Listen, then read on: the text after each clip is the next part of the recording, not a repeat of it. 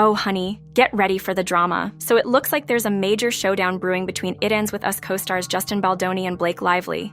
And it's already spilling over into the gossip mill. But hold up, because here's where it gets really juicy. Word on the street is that Taylor Swift is reportedly distancing herself from Blake Lively after being dragged into this whole mess. I mean, can you imagine being caught in the middle of a Hollywood feud like that? Yikes, Taylor's not here for it. But wait, how did she even get involved in the first place? Stick around because we're diving into all the details, and trust me, you're not gonna want to miss this tea. So, Taylor Swift, who's been besties with Blake Lively and Ryan Reynolds for a decade, is apparently stepping back from the whole situation. And it's all because of this ongoing, messy legal battle with Justin Baldoni. According to a source that spilled to Daily Mail, Taylor is not having it, honey. She feels like she's been used as a pawn in this whole drama to intimidate Justin. And get this, she's not about to get any more involved than she already has. In fact, she's officially taking a step back from Blake. Because, let's be real, who wants to get tangled up in a feud they didn't sign up for? But here's the kicker. Leaked text messages between Blake and Justin have surfaced. And let me just say, the drama is real. In the texts, Blake was going full-on Khaleesi mode, calling herself the mother of dragons, and even referring to Ryan Reynolds and Taylor as her dragons. Like, excuse me, but is Blake Lively really out here comparing herself to Khaleesi from Game of Thrones? The nerve. And her friends? Oh, they're not having it either. Apparently, they think Blake's little "I'm Khaleesi, and I happen to have dragons" text was a huge overstep. It sounds like she was trying to pull an intimidation move, and to make matters worse, it's like she was using Ryan and Taylor as possessions. Like, what's going on here? In this massive $400 million lawsuit Justin Baldoni filed against Blake Lively, guess who gets dragged in again? Yep, you guessed it, Taylor Swift. Apparently, Baldoni's lawsuit claims that Taylor was present at a meeting set up by Blake and her hubby, Ryan Reynolds. And here's the kicker. According to the lawsuit, Taylor's presence there just added extra pressure to the whole situation. Like, is this a power move or what? But wait, it gets spicier. An insider dropped even more tea, saying that Taylor was never supposed to be caught up in this whole mess. And now she's feeling like she's being dragged in as a punching bag in the whole drama. I mean, can you imagine? Taylor Swift just chilling with her friends, and next thing she knows, her name is all over a lawsuit. Talk about a Hollywood headache. Ooh, y'all, things just got spicy in Hollywood. Justin Baldoni's legal team just dropped a new voice memo that he sent to Blake Lively while they were filming It Ends With Us. And let me tell you, this voice memo is not short. It's 6 whole minutes long. We're about to dive into what's in this juicy audio and how folks are reacting to it being released. Now, to really get the tea, we gotta rewind a bit to Justin's lawsuit against Blake, her husband Ryan Reynolds, and their publicist, Leslie Sloan. According to Justin's legal complaint, Blake wanted to take control of It Ends With Us and wasn't just about to sit back. When it came to that rooftop scene in the movie, Blake went ahead and wrote her own version, then dropped it on Justin for him to review. Can you say bold? Now get this. During a meeting at Blake and Ryan's penthouse, where Ryan was hyping up Blake's writing, none other than Taylor Swift was there, co-signing Blake's version too. Can you imagine the energy in that room? But according to Justin's complaint, he had initially told Blake that her version was solid, but the final script would likely be a blend of her ideas and the original draft. Well, apparently, Blake wasn't having it. She went off, ranting about how in past projects, her work wasn't valued or credited the way she thought it should have been. She even sent all this frustration in text messages to Justin. And this was all laid out in his complaint. The draft of the rooftop scene that Lively sent Baldoni dramatically differed from what had been written originally. Baldoni was hesitant about many of the changes, but thanked Lively for her passion and diplomatically told her that the scene would likely end up being somewhere between the original version and Lively's version. And hold up, here's another twist. Justin's complaint also says that Blake didn't even bother reading the book. Yup, you heard that right. She wasn't interested in it at all. Apparently, she had this whole vision for the character and felt like reading the book would mess with her creative process. So, it's a little wild that she was all about writing the rooftop scene without even checking out the original source material. Can you imagine? But hold on tight, the complaint keeps on going, seemingly stung by Baldoni's exceedingly mild resistance. Lively did not respond and went silent for multiple days. Later, she confirmed in a text message below that Baldoni's response, of course, didn't feel great for me or another mega celebrity friend and Ryan Reynolds to have my passion praised instead of my specific contribution. Lively was referring to an earlier meeting where Lively summoned Baldoni to her New York penthouse, where Baldoni was greeted by Ryan Reynolds, who launched into enthusiastic praise for Lively's version of the scene. However, hours later, as the meeting was ending, a famous and famously close friend of Reynolds and Lively walked into the room and similarly began praising Lively's script. Baldoni understood the subtext. He needed to comply with Lively's direction for the script. Oh, and it gets even messier, y'all. Justin's team pulled out the receipts. We got to see the actual text messages Blake sent him. So Justin had originally texted her saying, "Great, also was working on the rooftop scene today. I really love what you did. It really does help a lot, makes it so much more fun and interesting. And I would have felt that way without Ryan and Taylor. You really are a talent across the board.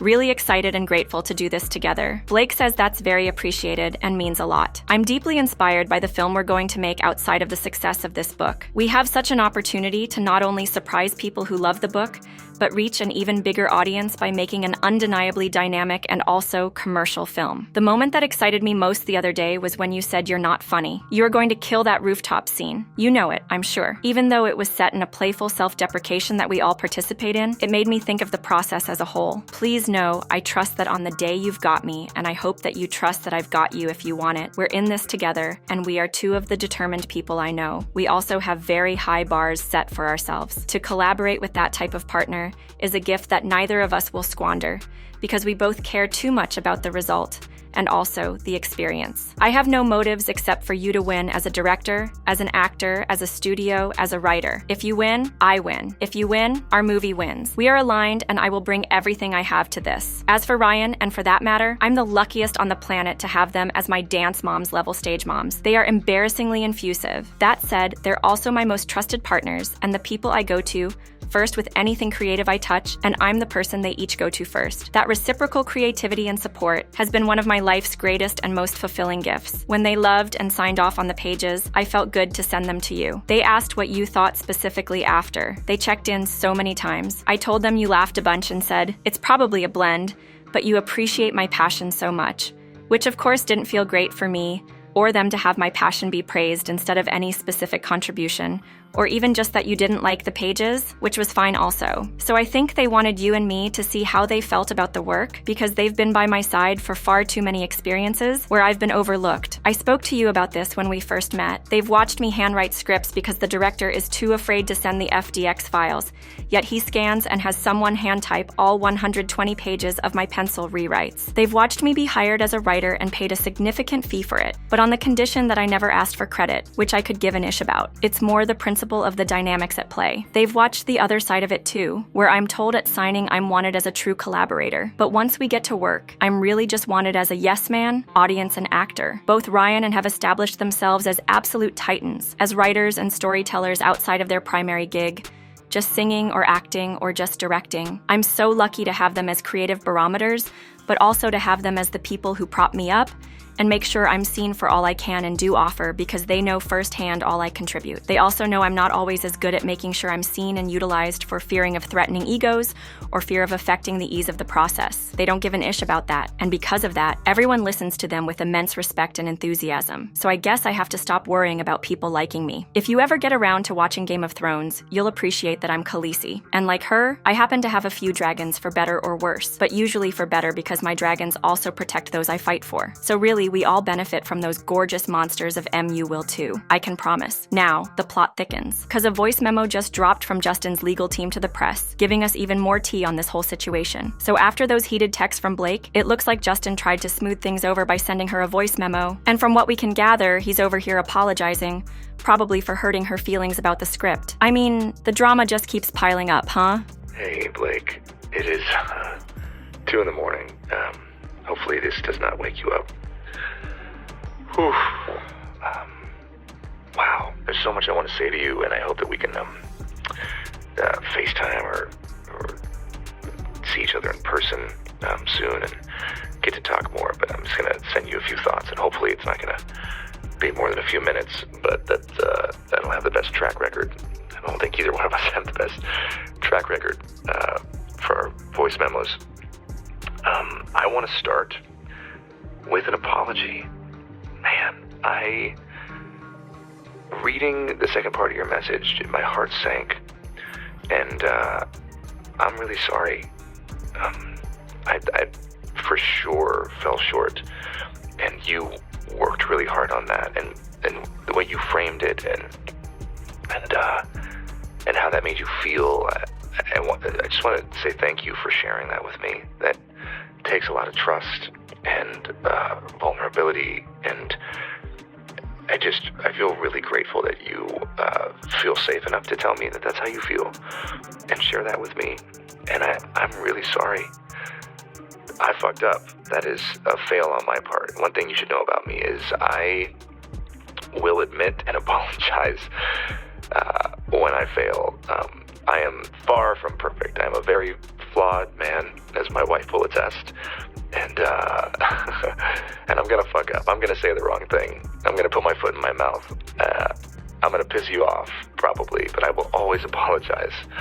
And then find my way back to center. That is one thing I can assure you of. Justin goes even harder with the apologies, y'all. He gets real with Blake about how he didn't need Ryan and Taylor chiming in to back her up because, in his eyes, what she wrote was already fire. He saw the potential in her work and was genuinely excited to collaborate creatively with her on the project. It's clear he was all about the work and trying to keep things positive, but we know how that turned out. And I'm sorry I made you feel that way. That must have felt terrible. And I will for sure do better. That was not my best weekend, and I should have given it more time. And damn right, you got great friends if that's how you felt and they knew that, and fuck, we should all have friends like that, aside from the fact that they're two of the most creative people on the planet. The three of you guys together, it's unbelievable. Talk about energy, just a force, all three of you. But I just wanted you to know that I didn't need that because it's really good and it's gonna make the movie sing like you said, and I'm excited to go through the whole movie with you. I'm just excited to spend time with you. I'm excited to be in your sphere and your presence and for us to share creative juices together, although that sounds terrible. I think you and I have been trying to build a relationship, which I think we've done successfully. I mean, here we are, talking like this, me into my phone at 2 a.m, but largely via text and voice note. And I will be honest with you, that is not my biggest strength. I love being with people and being in somebody's space and being face to face. And I feel like that's where I excel. And definitely fallen short at times in our text and voice note exchanges because there's so much to communicate and there's so much happening.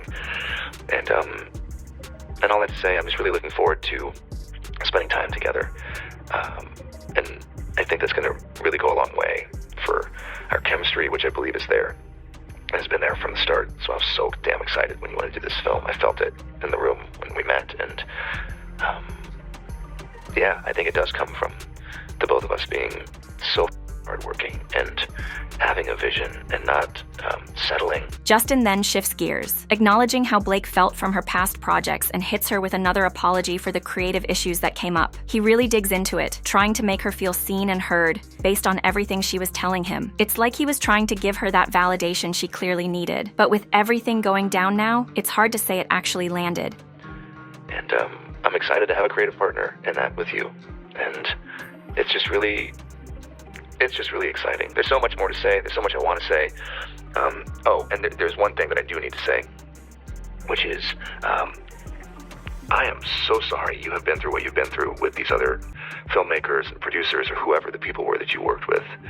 It just pissed me off.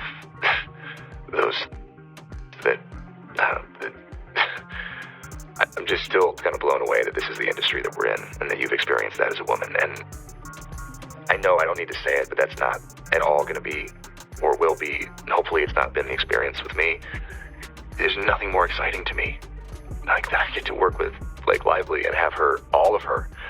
I mean, that's what I want. And so there's been no hesitancy with me sending you the final draft file. I am totally fine with that. The only reason I didn't send it today was because I was trying to implement and add your notes into my working draft, which is already, like, I'm all over that draft right now. So there's a whole bunch of new stars that are going to be collated pages. I just haven't had a chance to send it to you, but there's no hesitancy. I'm happy to send it to you, and I'm sorry that has happened to you before. He also broke down how he envisioned the movie playing out, stressing that he wanted to work with Blake on this project to make it a healing experience for her, especially after everything she'd gone through in the industry. But let's be real, with everything that's unfolded, we can clearly see it didn't turn out the way he hoped. And I hope after this experience there will be a new, I don't know, I hope it'll be healing in some way. That's all I want. I want this movie to be healing. I want this movie to be commercial, just like you, and affect people and touch people. And I want to walk you through my whole plan and the work that we're doing with the domestic harassment's partner that we found no more, and just my vision, and I just know that this can be really, really special, and it's gonna be special, and you're the secret sauce, and we're the secret sauce. And anyways, I have so much more to say. I'm gonna stop rambling because Jesus Christ, it's been 6 minutes and 30 seconds. So I'm sorry. You probably have kids all over you and a baby on your boob, and you're listening to me ramble at 2 in the morning. I hope you're feeling better, and give Ryan my love. Thank you for sending me that. It means the world to me that you trust me with your feelings and your thoughts like that. And I can't wait to spend more time with you. Okay, I'm done cutting myself off. Good night. So, despite Justin's best efforts to avoid drama, that voice memo really paints a picture of him trying to keep things smooth. But let's be real, the reality is a whole different story. Filming It Ends With Us ended up being a total disaster. And now these two are in the middle of a massive legal battle that just keeps getting messier by the day. It's wild to hear Justin talk about his intentions for the movie and then look at where things are now. Now, I really want to know how y'all feel about Justin's voice memo. He's clearly dropping it now to show the public that he was trying to play nice and cater to Blake's creative ideas for the project.